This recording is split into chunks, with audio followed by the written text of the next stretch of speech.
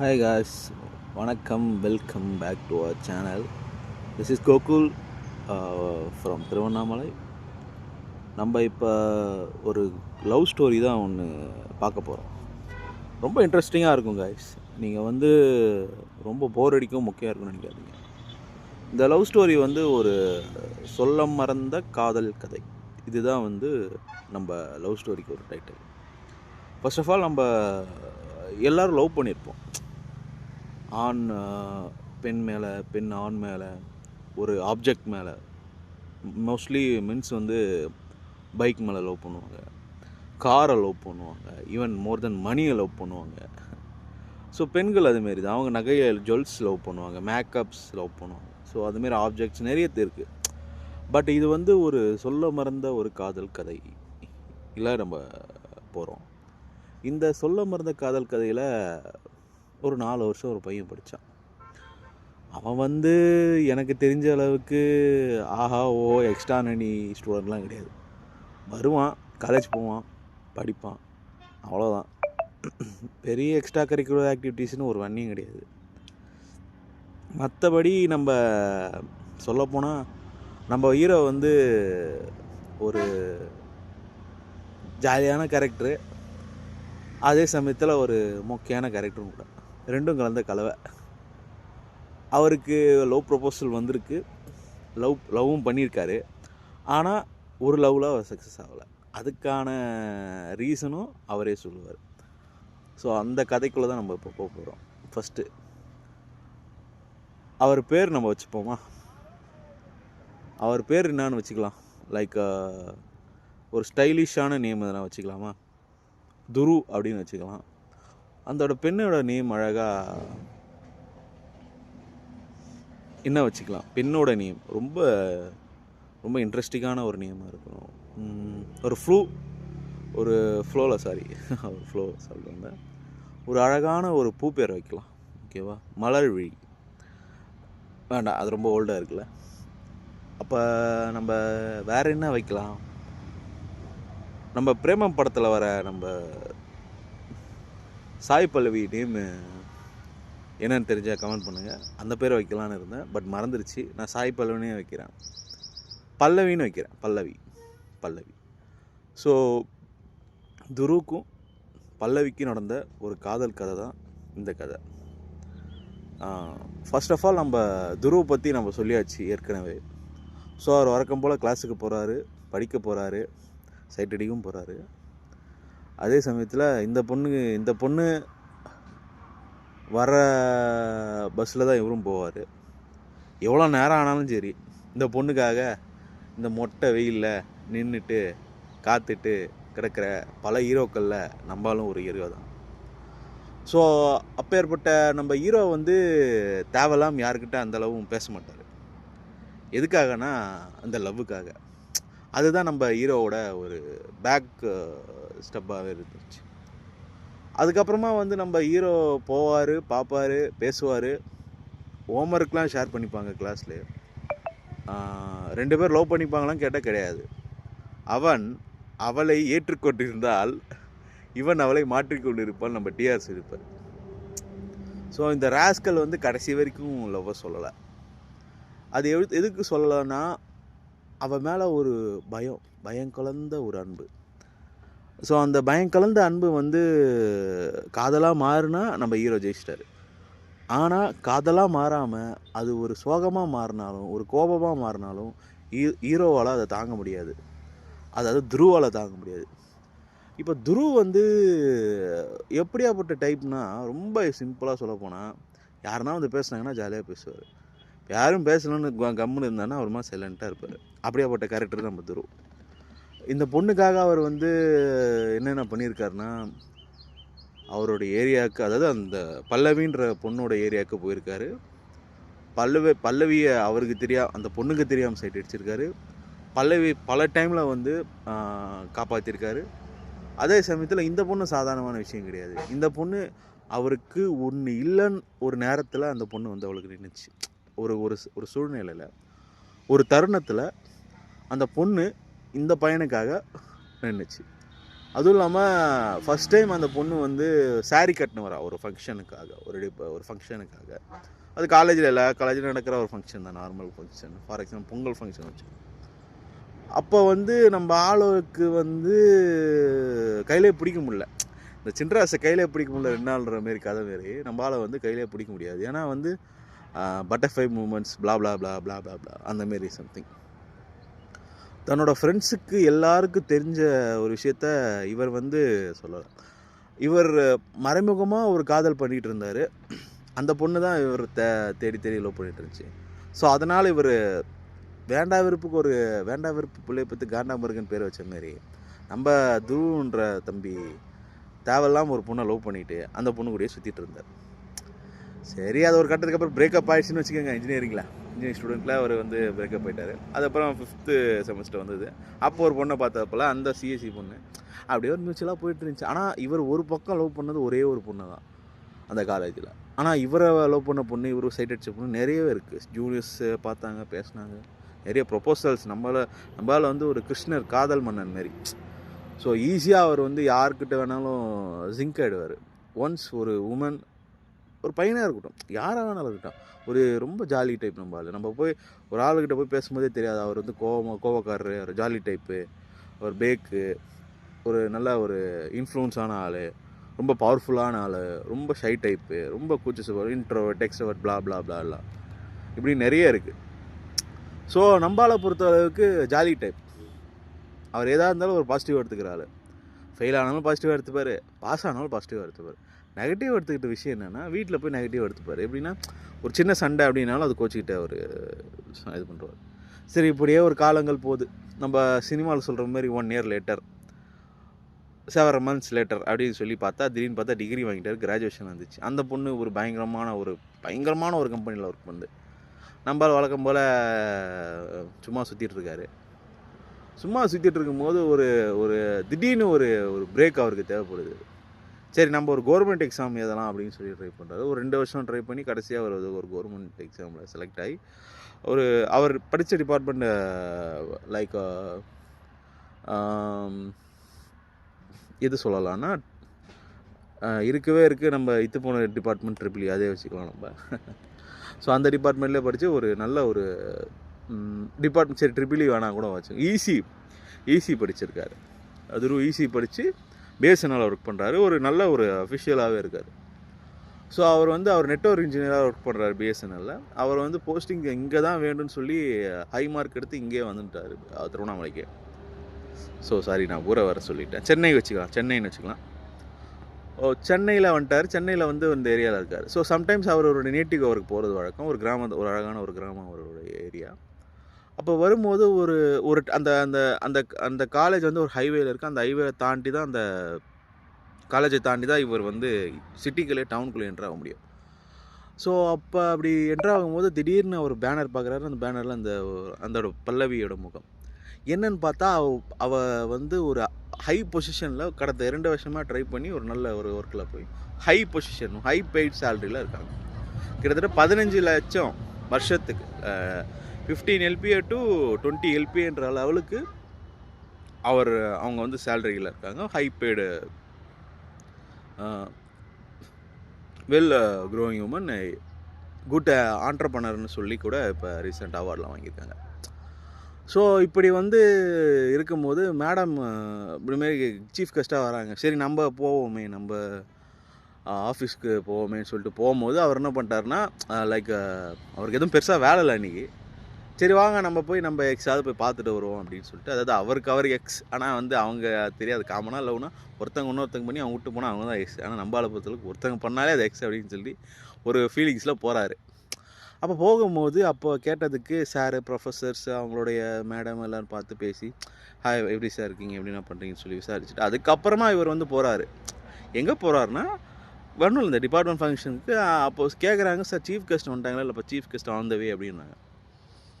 அப்போ வந்து இன்னும் ஆன் த வேன்னு சொல்லும்போது இதுமாரி ஆச்சு அப்படின்னு சொன்னாங்க. ஐயோ என்ன சார், அப்போ என்ன பண்ணலாம் அப்படின்னு ஒரு சார் சொன்னப்போ இவருக்கு பிடிச்ச ஒரு சார் வந்து சொல்கிறாரு, சார் நம்ம தம்பியை பேச வைக்கலாம், தம்பி கூட ஒரு கவர்மெண்ட் ஸ்டாஃப் தான் அப்படின்னு சொல்கிறார்.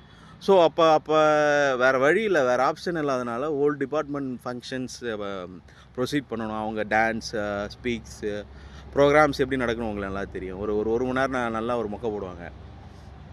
மொக்கை போட்டு நல்லா பாட்டுக்கிட்ட போட்டு நல்லா ஜாலியாக இருக்கும்போது ஆஃப்டர்நூன் லஞ்சுக்கு மேலே இவங்க வந்துடும் அந்த அரைவ் அப்படின்னு சொல்லிட்டு போட்டாங்க. ஏன்னா வந்து இவங்க வந்து மும்பையில் ஒரு ஒர்க்காக போயிருந்தாங்க. அப்புறம் வந்து இப்போ ரீசெண்டாக இப்போ இங்கே வராங்க. டேரெக்டாக சென்னையிலேருந்து வந்துட்டுருக்காங்க. இவங்க நைட்டே வந்து சென்னைக்கு வர வேண்டியது, ஒரு ஒர்க்குனால மார்னிங் வராங்க. சென்னைக்கு வந்துட்டு இப்போ on the way to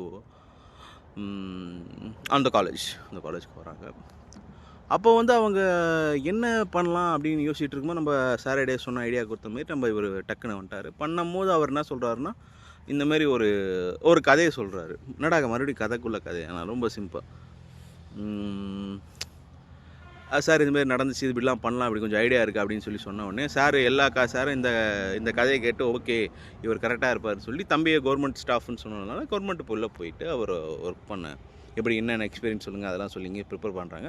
so அந்த டைமில் ஃபங்க்ஷன் டிபார்ட்மெண்ட்லாம் ஆஃப்டர் லஞ்ச் வருவான்னு சொல்லிட்டு சார் அப்போ ஒரு one and half hour balance இருக்கும்போது ரிமைனிங் இவர் வந்து அவர் சீஃப் கெஸ்ட் வந்துட்டாங்க. பார்த்தா வேறு ஒரு ஆள் வந்து நிற்கிறார். அவர் தான் துருவ். ஸோ அப்படி நிற்கும் போது எல்லாருக்கும் ஷாக், என்னடா மேடம் வரேன்னாங்க, இப்போ சார் யாரோ வரேன்றாங்க. சரி சார் அப்படின்னோடனே சரி வெல்கம் பண்ணாங்க. சீனியர் ஒரு சீனியர் வந்திருக்காங்க, ஜூனியர் ஒரே ஒரு பையன் மட்டும் தான் தெரிஞ்சிருக்கு. ஸோ அவன் அப்போ வாங்க ப்ரோ எப்படி இருக்கீங்க அப்படின்லாம் விசாரிக்கிறான். அது சமயத்தில் எல்லோரும் ஜாலியாக ஃபன்னாக பேசிகிட்டு இருக்காங்க. ஸோ அப்போ வந்து சார் சொன்ன மாரி, ப்ரொஃபஸர் சொன்ன மாரி அவங்களோட எக்ஸ்பீரியன்ஸை அவர் ஷேர் பண்ணியிருக்கிறார். என்ன ஷேர் பண்ணியிருக்காருன்னா, லைக் அவர் எப்படி படித்தார், எப்படி அவர் டெலிகாம் இண்டஸ்ட்ரிக்குள்ளே வந்தார், எப்படி அவர் பிஎஸ்என் ஆஃபீஸில் ஒர்க்கு கிடச்சிது அவருக்கு, அவர் எங்கெங்கெல்லாம் ஒர்க் பண்ணாருன்ற அவரோட எக்ஸ்பீரியன்ஸ் அவர் ஷேர் பண்ணிகிட்ருக்கார் மிஸ்டர் துருவ் அவர்கள். அப்படி ஷேர் பண்ணிகிட்டு இருக்கும் போது துருவ் அவர் ஒரு இன்ட்ரெஸ்டிங்கான டாபிக் உள்ள போகிறாரு. அதுதான் லவ் டாபிக். ஸோ எல்லாருக்கும் வந்து நம்ம தலைவர் சொல்கிற மாரி ஃபஸ்ட் லவ் ஃபெயிலியர் ஆகிருக்கும், அதேமாரி நம்மளுக்கும் ஃபெயிலியர் தான். அதுக்கப்புறமா சரி அதனால் ஒரு டெவலப்மெண்ட்டாக இருக்குன்னு பார்த்தா இது ஒரு லவ். இந்த லவ்வில் வந்து அவர் என்ன சொன்னார்னா, அதாவது நம்ம 96ல் த்ரிஷா எப்படி ஒரு நடக்காத கதையை நடந்த மாதிரி சொல்லுவாங்களோ அதேமாரி ஒரு நடக்காத கதையை நம்மளால் நடந்த மாதிரி சொல்கிறாங்க. அப்படியே ஒரு லைனாக ஒரு கோர்வையாக சொல்லிகிட்டே வந்துட்டு இருக்கும் போது திடீர்னு ஒரு இடத்துல நிறுத்துகிறாங்க. என்ன நிறுத்துனாங்கன்னா, அந்த பொண்ணு இவரை லவ் பண்ணன்னு இவருக்கு தெரிஞ்சும் ஆனால் அவர் லவ் பண்ணன்னு சொல்லும் போது டக்குன்னு ஒரு என்ட்ரி கொடுத்துட்டாங்க. அந்த கிட்டத்தட்ட 1.5 hour அந்த லவ்ன்ற அந்த மெயின் விஷயத்தை பற்றுமே அவர் என்ன பண்ணார், அவர் என்ன ஆக நினச்சார், அவர் என்னென்னலாம் பண்ணாருன்ற ஒரு விஷயத்தை ஒரு அழகான ஒரு 1.5 hour ஸ்பீச்சில் அவர் யாருக்கும் போர் அடிக்காமல் ரொம்ப ஈஸியாக டெலிவர் பண்ணார். ஒரு 1/2 hour அவரை பற்றி பேசினான்னு வச்சுக்கலாம், 1/2 hour கூட வேணாம், நம்ம இன்னும் கொஞ்சம் சுருக்கிக்கலாம், 1 hour கூட வச்சுக்கலாங்க. திடீர்னு அவங்க பேசும்போது திடீர்னு ஒரு இன்ட்ரப்ட், ஒரு சத்தம், ஒரு நிசப்தம், ஒரு அமைதி அந்த ஹாலே. திடீர்னு அவங்க வந்தாங்க. பார்த்தா அந்த மேடம் அப்படின்னு சொன்னோடனே, அந்த மேடம் பல்லவி மேடம் அப்படின்னு எல்லோரும் கத்துறாங்க. என்னடா பல்லவி மேடமா அப்படின்னு சொன்னோடனே எல்லாருக்கும் ஒரு ஷாக்.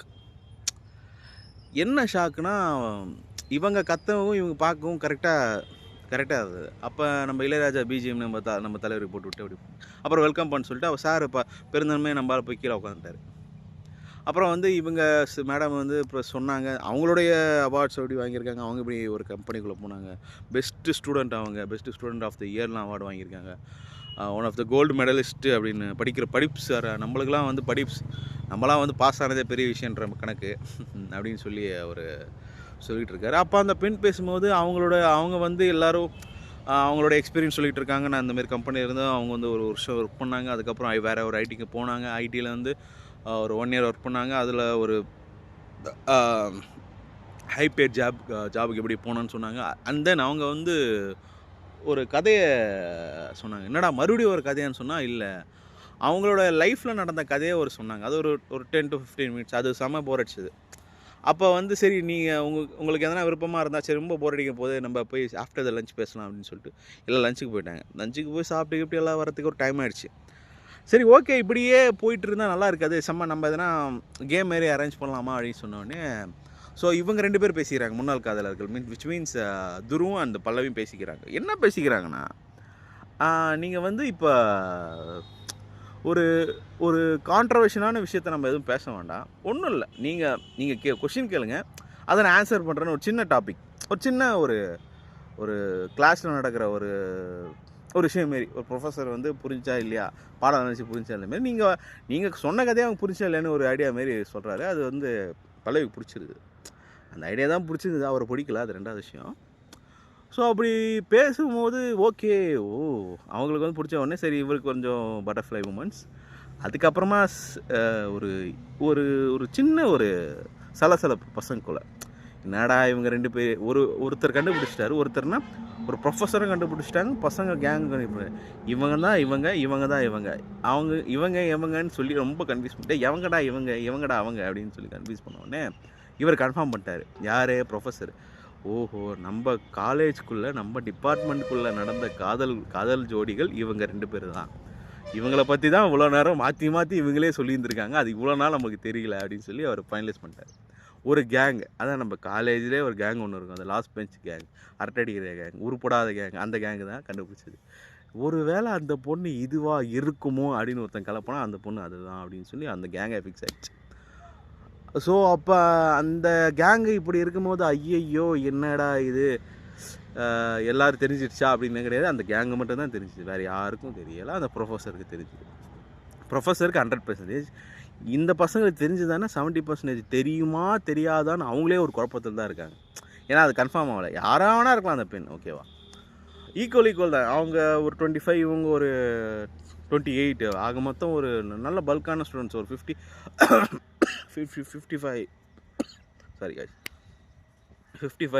ஸ்டூடெண்ட்ஸ் வந்து கலந்துருக்காங்க அந்த பார்ட்டிசிபேஷனில். 50 படிச்சிருக்காங்க அவங்க டிபார்ட்மெண்ட்டில். ஸோ நிறைய இருக்கலாம்ல. ஸோ இப்படியே இருக்கும்போது அவங்க சொன்ன துரு சார் சொன்ன ஒரு கேம் அவங்க விளையாட ஆரம்பிக்கிறாங்க. அந்த கேமில் வந்து என்னென்னா, லைக் நீங்கள் இப்போலாம் நான் சொன்னதை புரிஞ்சுதா அப்படின்னு சொன்னோடனே இவங்க வந்து ஃபஸ்ட்டு எடுத்தவொடனே எப்படி வேலைக்கு போனீங்க என்ன பண்ணீங்கன்னு சொல்லி கேர்ள்ஸ் படிப்ஸ்க்காக கேட்டாங்க. அதுலேயும் பாய்ஸில் ஒரு 2-3 தற்கூரிகள் இருப்பாங்க, அவங்க தான் படிப்ஸு. ஸோ அவங்க கேட்குறாங்க, மேடம் இது படிக்கிறாங்க என்ன பண்ணீங்க அது பண்ணி. சரி அவங்களாம் சொன்னாங்க, இதுமாதிரி உங்ககிட்ட இன்னும் அந்த நீங்கள் படித்த டிபார்ட்மெண்ட் புக்ஸ்லாம் இருக்குங்களா, எங்களுக்கு கிடைக்குமா அப்படின்னு சொல்லி கேட்டிருந்தாங்க. எஸ் ஐ வில் நாங்கள் கொடுக்குறேன் அப்படின்னு சொல்லிட்டு இருந்தாங்க. அப்புறம் அவங்க நடந்த ஃபன்னான ஸ்டோரிஸ் சொல்லி கேளுங்க, என்ன ஃபன்னான ஸ்டோரி, இதுமாரி நினச்சி இதுமாரி கட் அடித்தேன், இப்போ பிட் அடித்தேன் அப்படிலாம் சொல்லி ஃபன் பண்ணிகிட்டு இருந்தாங்க. ஈவன் அவங்க ப்ரொஃபஸர்ஸ்க்கே ஷாக் ஆகிடுச்சு. சரி அப்புறம் வந்து கரெக்டாக ஒரு பையன் வந்து லாஸ்ட் பெஞ்சால் கரெக்டாக கேட்டான், நீங்கள் லவ் பண்ணியிருக்கீங்களா அப்படின்னு. ஸோ நானும் அவங்க சொல்லியிருக்காங்க, ஆமாம் நான் ஸ்கூல் டைமில் லவ் பண்ணியிருக்கேன். ஐயோ, அப்போ இப்போவும் லவ் பண்ணுறீங்களா? இல்லை, நான் ஸ்கூல் டைமில் அது பிரேக்கப் ஆகிடுச்சு. ஓ சூப்பர் அப்படின்னு. சரி அப்போ ஒருத்தாயிடுச்சு. அப்போ ஒரு உமன் இருந்துச்சு, ஒரு சேட்டை பிடிச்ச உமன் இருந்துச்சு. அப்போ நீங்கள் காலேஜில் லவ் பண்ணியிருக்கீங்களா? இல்லை நான் காலேஜில் லவ் பண்ணல அப்படின்னு சொன்னோடனே, இல்லை ஓகே அப்படின்னு சொன்னோடனே, என்னோடய சார், நம்ம சார் ஒருத்தர் இருக்கார்ல மிஸ்டர் துரு அவர்கள், அவர் வந்து ஒரு லவ் பண்ணியிருக்காராம்.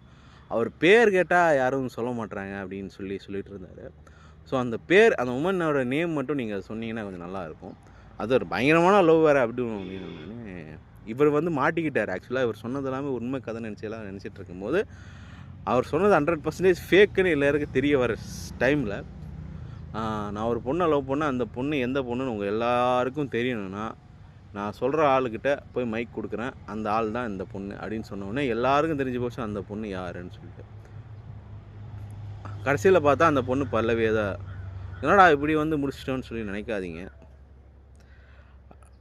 ரொம்ப போர் அடிக்குது இல்லை, ரொம்ப முக்கியம் இருக்குல்ல. இப்போ வேறு சீன் அப்படியே திருப்புவோம் பாருங்களேன். இப்போ ஸோ பசங்க கேட்கும்போது உங்களுடைய லவ் தெரியுமா அப்படின்னு சொல்லி கேட்கும்போது, பசங்க வந்து கேட்கும்போது, சார் ஒரு லவ் பண்ண அந்த பொண்ணு கேட்குது, அந்த லைக் பல்லவி கேட்கும்போது சார் லவ் தெரியாதுன்னு சொல்லிட்டோன்னே, அவர் சாருக்கு ஒரு நம்ம மாட்டிக்கணும்னு ஒரு பக்கம் பிரச்சனை, பசங்க உண்மையை சொல்லிட்டாலும் பிரச்சனைன்னு சொல்லிட்டு அவரே அவருடைய உண்மையை உடைச்சி சொல்கிறாரு, ஆமாம் நான் தான் உன்னை லவ் பண்ணேன்னு சொல்லி அவ்வளோ பெரிய ஸ்டேஜில் தன்னோட குண்டை தூக்கி போட்டார் சார். யார்? துரு சார். இதை தாங்க முடியாத ஒரு பல்லவி மேடம். ஸோ அப்படியே உட்காந்துட்டாங்க, சீட்டில் உட்காந்துட்டு கொஞ்ச நேரம் பேசிவிட்டு அவங்க எல்லா ப்ரொஃபஸர்ஸ்லாம் பேசிவிட்டு எல்லாம் கரெக்டாக இருந்தது. அப்புறம் அவார்ட்ஸ் கொடுக்குற ஃபங்க்ஷன் அதெல்லாம் நடந்தது. எல்லோரும் போகிற டைமில்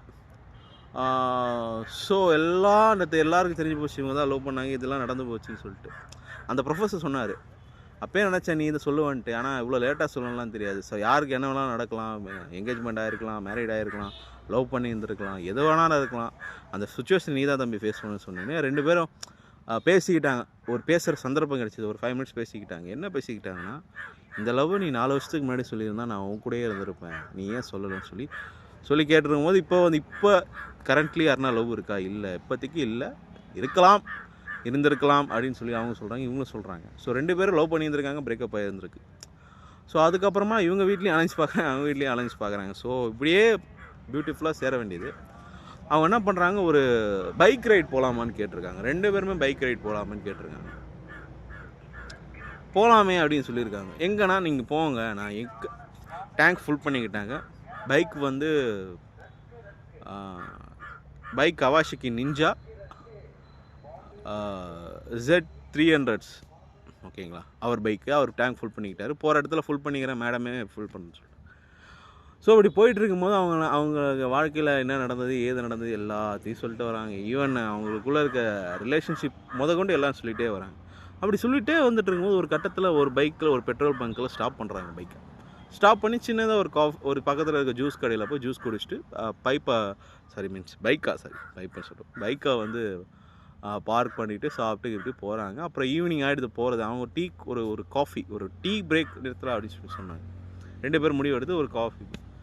இந்த காஃபி குடித்து முடிக்கிறதுக்குள்ளே நம்ம 2 பேரில் யாருனா ஒருத்தருக்கு கூட நம்ம செட் ஆக மாட்டோம் அப்படின்னு தெரிஞ்சாலும், நீயாக இருந்தாலும் சரி, நானாக இருந்தாலும் நம்ம இப்போவே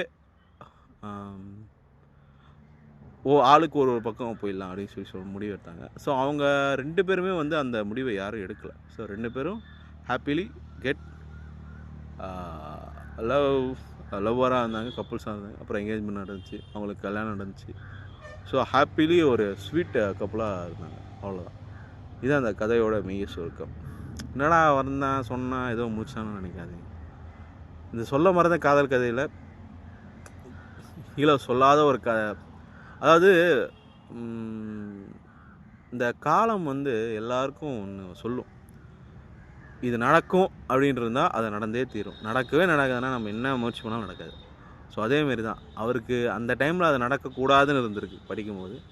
படிப்பு இல்லாத போது இது நடக்கணும், ஒரு வேலை கிடைச்ச பிறகு தான் அவருக்கு நடக்கணும்னு நடந்திருக்கு. ஸோ